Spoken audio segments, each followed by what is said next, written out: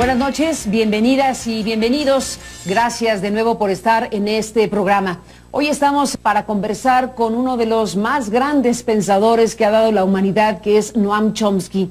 Noam Chomsky no requiere mucha presentación, es una figura de un prestigio internacional innegable en su materia principal, que es la lingüística, pero desde luego un gran pensador, una mirada y voz crítica, absolutamente influyente a nivel internacional y desde luego en los Estados Unidos. Noam Chomsky está en México, cosa que celebramos, y celebramos que esté en este programa para conversar de muchos temas. Gracias por estar en esta charla. Bienvenido a este programa. Buenas noches. Estoy muy complacido de estar con ustedes. Bueno, digo buenas noches porque esto se transmitirá de noche, pero estamos aquí en este lugar, en esta mañana, hablando con uno de los grandes personajes que ha dado la humanidad. Noam Chomsky, de muro a muro, es la expresión que las universidades que lo invitan han puesto para hablar de muchos temas. ¿Cuál es el desafío principal que ve Noam Chomsky hoy para el mundo cuando vemos que se proponen cosas como un muro entre México y Estados Unidos, cuando se cierran los acuerdos como el de París de cambio climático? Hay muchos casos que hablan de un gran desafío y riesgos para la humanidad. ¿Cuál es la mirada de Chomsky? Hay muchísimos retos. Algunos son eminentes y existenciales. Tienen que ver con la sobrevivencia misma de la vida humana organizada y cualquier forma que esta vida haya logrado. Una de ellas es la inexorables cambios del clima que llevan directamente a catástrofe ambiental, a menos que se tomen medidas significantes, urgentes, para poder reducir estos peligros que enfrentamos. Esto es un punto, y en Bonn, Alemania, hay una conferencia internacional que está buscando plantear y enfrentar los problemas. Y esto tiene que ver con medios esenciales, demasiado limitados, debo decir, y obstaculizado por el hecho, todo esto, de que el país más importante, el país más poderoso en la historia de la humanidad, no solo se está negando a participar en estos esfuerzos, sino que está actuando decididamente para tratar de escalar el problema. Por tanto, esta es una amenaza seria que afecta a México particularmente, porque México está tan cerca y por supuesto sufrirá muy dramáticamente los efectos. Este es un problema crucial. El segundo tiene que ver con la continua amenaza de la guerra nuclear.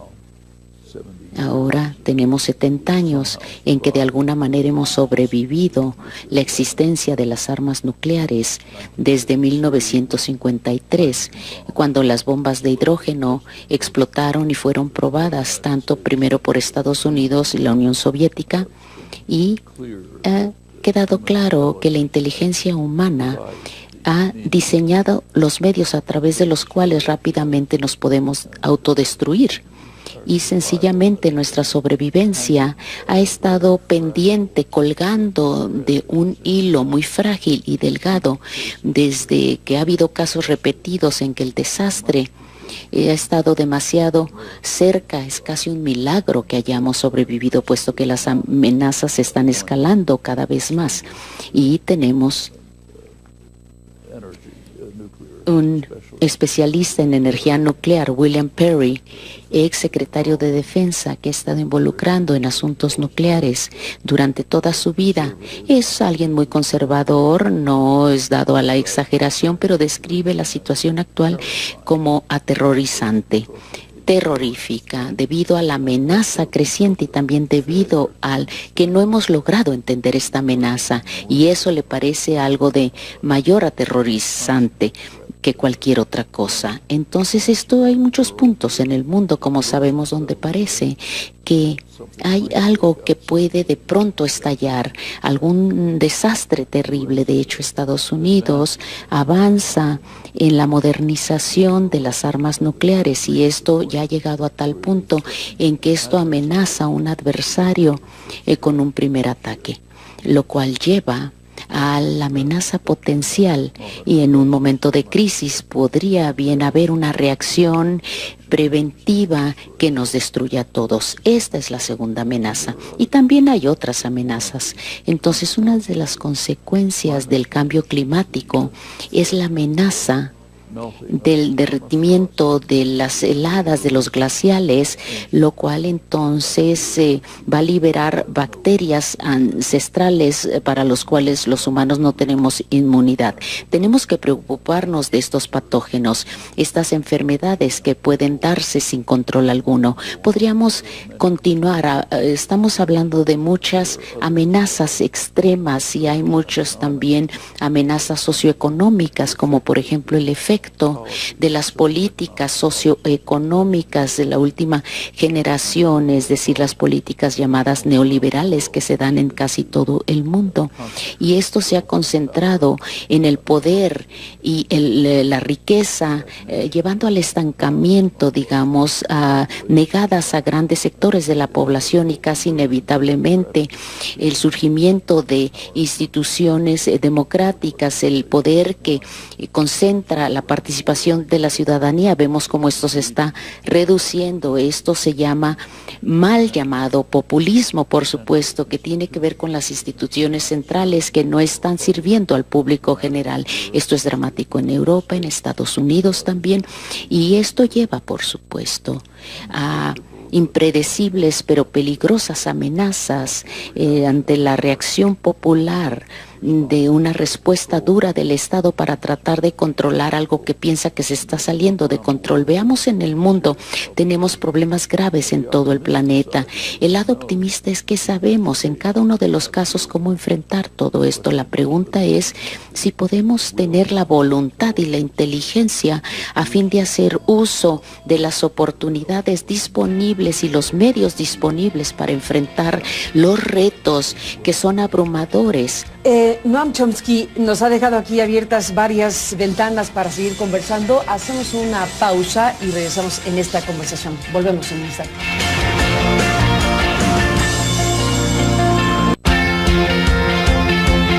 Regresamos en esta conversación con Noam Chomsky. Bueno, el señor Chomsky nos ha dejado varios ángulos muy importantes de las amenazas que desde luego él observa y analiza.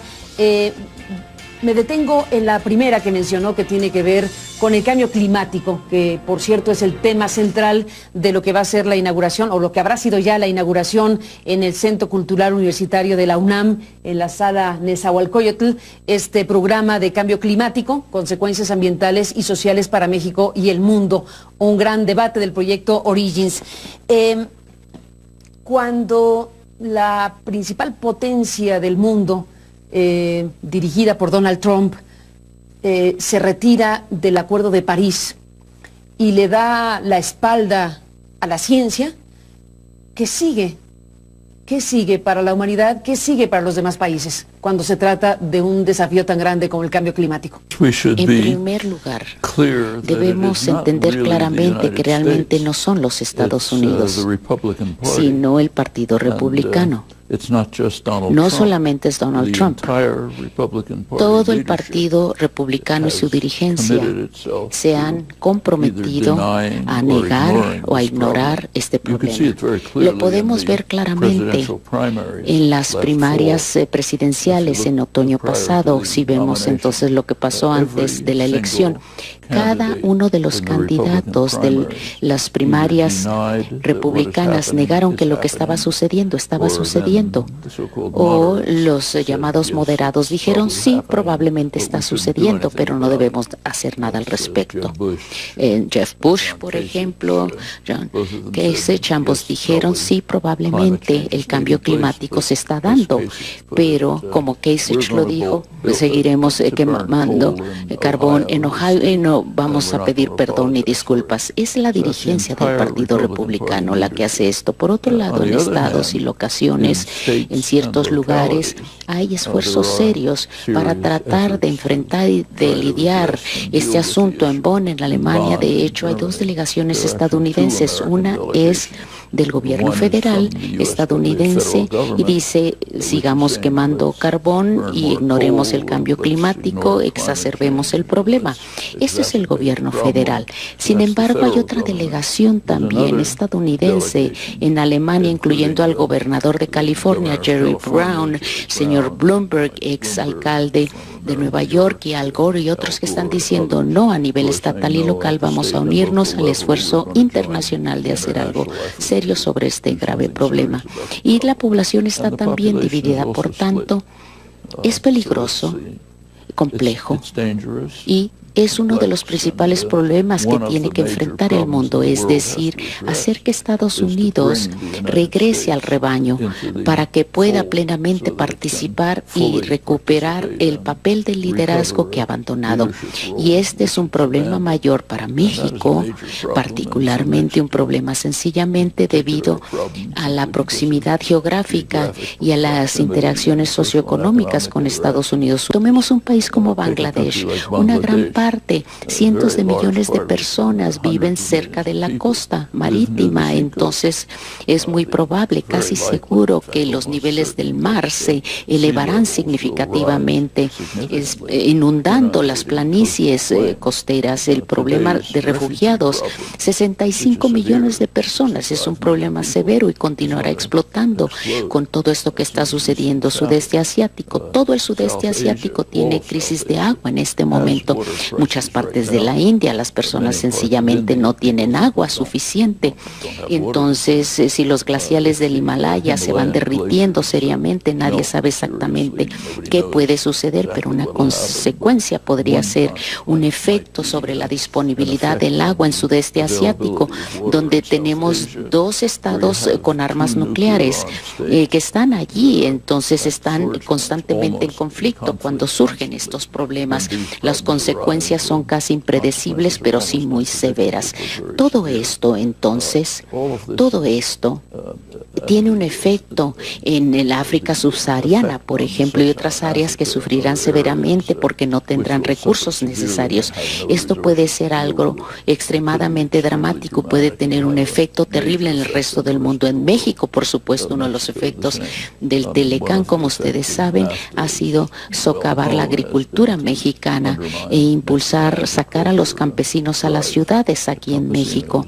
Y los derechos nacionales que se dan bajo el Telecán a la apropiación de Estados Unidos hace muy difícil que los mexicanos compitan, tener entonces un flujo, esto es un flujo desesperado de personas hacia Estados Unidos y también personas de Centroamérica, pero bajo las condiciones impuestas a las personas no les queda ninguna opción. Esto se llama el problema de los refugiados, es una crisis moral, es un problema moral, no es crisis de refugiados aquí en Europa, y esta crisis aumentará al continuar empeorando el cambio climático.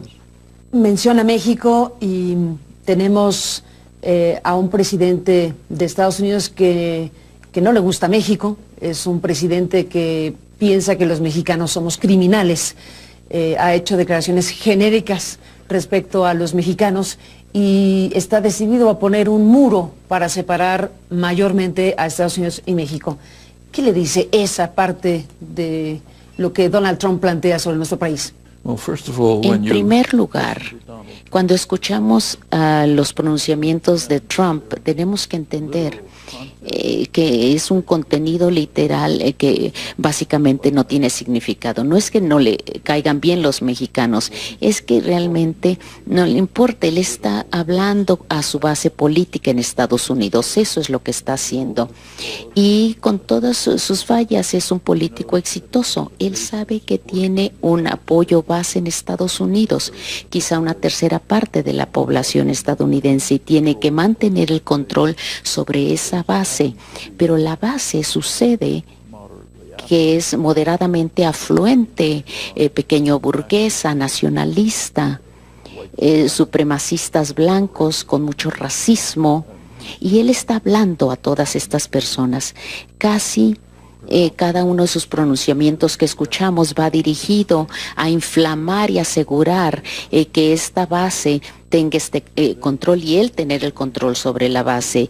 Está dirigiéndose a las personas por varias razones. A personas que no quieren a los inmigrantes, a los mexicanos, que creen falsamente que los inmigrantes les están quitando sus empleos.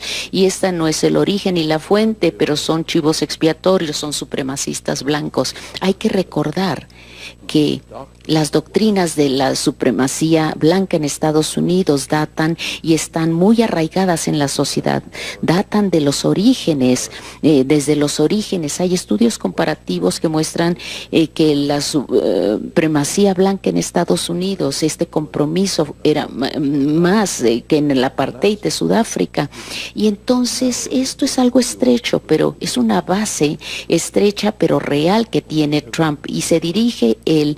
Y entonces es por eso que se retira de los acuerdos de París y habla de construir un muro y grita contra Corea del Norte. Esto va dirigido a ese grupo. Realmente no dice nada sobre su actitud sobre los mexicanos, incluso sobre nadie. Es extremadamente peligroso, por supuesto, porque esta base tiene políticas. Las políticas reales de su administración están dañando, perjudicando a la base política que él está tratando de controlar. Por tanto, van a perder los beneficios de atención a la salud, de la atención médica, regulaciones de seguridad, por ejemplo, el apoyo para los derechos del consumidor. Todo el mundo está sufriendo, pero es interesante, parece que no les importa todo esto. Es decir, hay encuestas cuidadosas que dicen que lo seguirán apoyando a Trump aun si los está perjudicando. Y lo interesante de todo esto es que él está entonces insultando y está expresándose y denunciando al llamado establecimiento y la élite que ellos odian. Y lo odian por buenas razones. Estas son personas que han sido marginadas, hechas a un lado bajo las políticas neoliberales. Sus vidas también se han visto socavadas. No son necesariamente pobres, de hecho son moderadamente afluentes, pero están atorados. Todos estos individuos no están avanzando, progresando como sus padres o sus abuelos avanzaron y progresaron en lo que constituye el llamado sueño americano. Si recordamos, por ejemplo, decimos, si nosotros trabajamos mucho podemos estar mejor que la generación anterior. Esto está sucediendo, pero ya no está sucediendo, están estancados, atorados ahora. Y el odio se dirige en la dirección equivocada. Eso es entendible. Entonces, es algo abstracto. Es decir, a mí me está dañando una política neoliberal que está socavando el desarrollo socioeconómico, pero lo que estas personas pueden ver es que las fábricas están desapareciendo, los empleos se están perdiendo, sus hijos están yendo de los pueblos en las áreas rurales donde han vivido, hay un ataque contra su cultura, es decir, hay un odio. Hillary Clinton describió a los simpatizantes de Trump como deplorables. Este fue un don maravilloso a Trump y a sus gerentes, directores de campaña, porque muchas personas se ven así. Es decir, estas élites con orientación europea se ven como deplorables. Entonces, Trump insulta sin ton ni son a estas personas en el establecimiento y a las élites, en la opinión internacional, bueno, pues eso es maravilloso si es lo que él está haciendo. Macron en Francia condena a Trump, excelente. A nosotros qué nos importa, ¿verdad? Todo esto, a estos tipos ni nos importan un comino, somos estadounidenses. Esto es exitoso, hasta ahora ha tenido éxito como política para controlar y mantener también un apoyo base de personas enojadas, iracundas, desilusionadas. Hay una razón para su enojo que no se está resolviendo. Los demócratas tampoco lo están resolviendo. Están sucediendo cosas similares en Europa, por ejemplo, con la derecha, los partidos llamados populistas. Todo esto son manifestaciones y amenazas socioeconómicas que entonces interactúan con los peligros permanentes y constantes del cambio climático y la amenaza constante de la guerra nuclear. Las disrupciones socioeconómicas en la sociedad, estas disrupciones crean entonces una situación extremadamente peligrosa, una mezcla que podría explotar, estallar en cualquier momento. Es una situación global en la que nos encontramos, que se ve de manera dramática en Estados Unidos. Es muy asombroso ver lo que está sucediendo. Entre los republicanos, por ejemplo, sucede que no solamente los simpatizantes de Trump, sino los electores republicanos, cuando se les pregunta en quién confía usted en relación con la información y las noticias, no confían en CNN, CNN en los últimos lugares, ni siquiera Fox News, ni siquiera que es un canal, por supuesto, como sabemos, que articula sus actitudes y puntos de vista. Ellos confían en Donald Trump. Si él dice algo que nosotros no importa, sabemos que todo que está equivocado. Esto es una actitud totalmente totalitaria que es muy amenazante. Esto trae memorias, recuerdos del pasado. Allá en los 30, por ejemplo. En Europa, por ejemplo, el ataque contra la democracia es incluso más severo que en Estados Unidos. Es decir, la estructura de la Unión Europea, la eurozona, la moneda común, etcétera, la estructura misma de todo esto ha sido diseñada para transferir la toma de decisiones y alejarla de las personas y entonces colocarla en la troika, los burócratas de Bruselas, la Comisión Europea, el Banco Central, por supuesto, que nadie elige, el Fondo Monetario Internacional, una institución extranjera. Ellos son los que toman las decisiones. Los gobiernos tienen entonces que actuar dentro del marco de esas decisiones fundamentales y hasta el grado en que el gobierno sea democrático, hasta cierto grado, pues la ciudadanía queda a un lado, hay resentimiento y hay enojo y vemos las instituciones centristas colapsarse elección tras elección. Los partidos antes en el gobierno, centro izquierda, centro derecha, etcétera, también están decayendo con un resentimiento muy natural contra el colapso de la democracia y el estancamiento que ha sido impuesto por las políticas de austeridad, las políticas neoliberales. Es una mezcla muy peligrosa la que se está dando en todos los países pudientes del mundo y por supuesto también en el sur hay problemas comparables.